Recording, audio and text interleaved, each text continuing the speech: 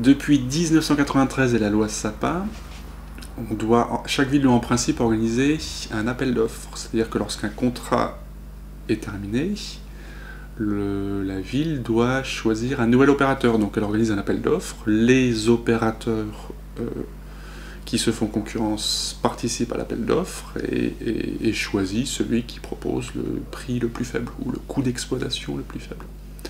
Donc ça marche comme ça en principe. En pratique, jusqu'au début des années 2000 en tout cas, on observait très peu de changements. Donc les mêmes opérateurs étaient présents dans une même ville sur des durées très très longues. Pour un économiste, ça a des conséquences en termes de choix du type d'études à réaliser.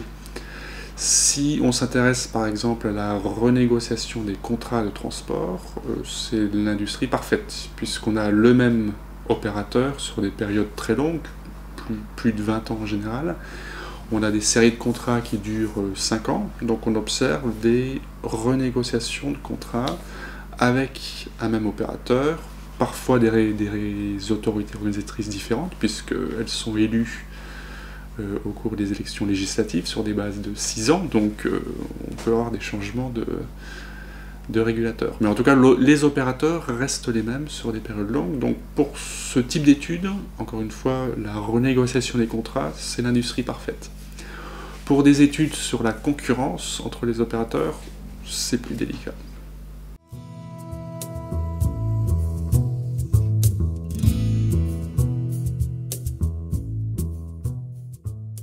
Quel est l'intérêt de ces groupes? Ça dépend énormément de leur identité, de la taille.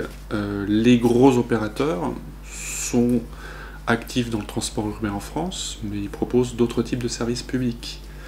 Donc on a envie de dire, pour ces opérateurs, le transport permet évidemment de proposer un service public aux usagers, mais ça permet aussi de pénétrer un marché, de dire aux municipalités nous sommes des opérateurs de transport, mais nous savons aussi ramasser les ordures ou distribuer de l'eau ou faire d'autres types d'activités municipales.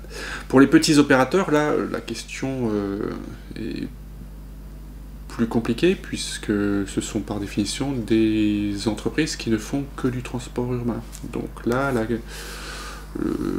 la possibilité d'avoir un profit en fin d'activité est important. Pour les grands groupes, avoir des pertes légères n'est pas dramatique, puisque ce sont par définition des grandes entreprises qui ont plusieurs activités et qui peuvent donc subventionner une perte dans une activité avec un gain dans une autre.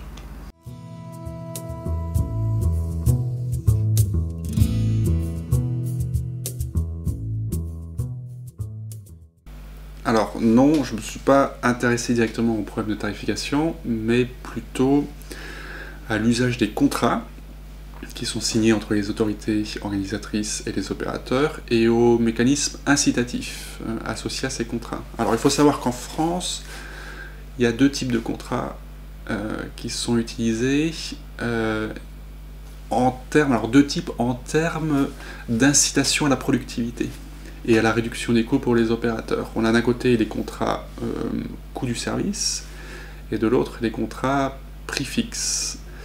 Dans un cas, le coût du service, le régulateur demande simplement à l'opérateur « dites-moi combien cela vous a coûté, et je vous rembourse intégralement les coûts, vous me donnez les recettes commerciales ».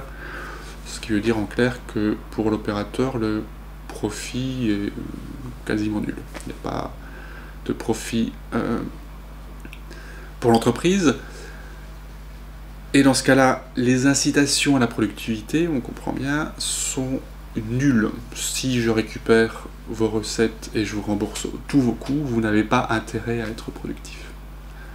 Dans l'autre cas, dans le cas des contrat de type prix fixe, c'est un mécanisme complètement opposé. L'autorité organisatrice dit à l'opérateur « je vous donne une subvention en début d'exercice qui est proportionnelle à l'activité attendue, et vous êtes totalement responsable des dépassements de coûts ou de la réduction des coûts. C'est-à-dire que si vous êtes suffisamment productif, vous aurez un profit positif.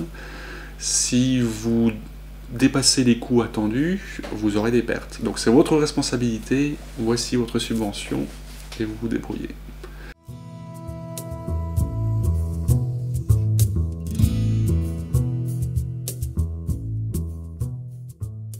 Nous avons suggéré qu'effectivement, un type de contrat, les contrats de type prix fixe, permet de réduire significativement le coût d'exploitation des opérateurs.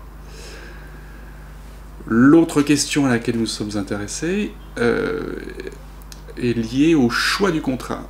Si un type de contrat, les contrats de type prix fixe, permettent de réduire les coûts, est-ce que ces contrats sont préférables pour la société aux contrats de type coût du service? La réponse est pas nécessairement. Dans une situation où l'autorité organisatrice souffre d'un manque d'informations sur la technologie de l'opérateur, sur les coûts, sur la façon dont l'opérateur associe ses facteurs de production, des contrats incitatifs comme les contrats de type prix fixe peuvent être dommageables également pour la société si on verse des subventions trop élevées à l'opérateur et que celui-ci fournit des efforts de productivité très grands.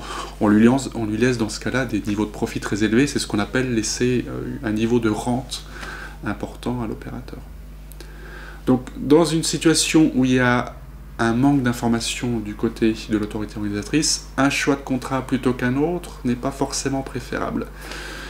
Comment est-ce que les autorités en France choisissent un type de contrat à un autre? On s'est rendu compte que, effectivement, elles souffrent d'un manque d'information et elles sont en même temps peu sophistiquées. Ce ne sont pas des régulateurs de transport, ce ne sont pas des spécialistes de transport, ce sont des élus municipaux qui sont responsables du transport, mais également d'autres activités municipales. Donc ce ne sont clairement pas les spécialistes et leur motivation, en tout cas c'est ce qu'on a essayé de démontrer à travers notre recherche, leur motivation en termes de choix d'un contrat à d'un autre ne sont pas basées sur l'efficacité économique. Ce sont très souvent des choix politiques. Par exemple, nous avons suggéré que les municipalités de droite préfèrent les contrats de type prix fixe, alors que les municipalités de gauche préfèrent des contrats de type coût du service. Les opérateurs ont également des préférences pour un type de contrat ou un autre.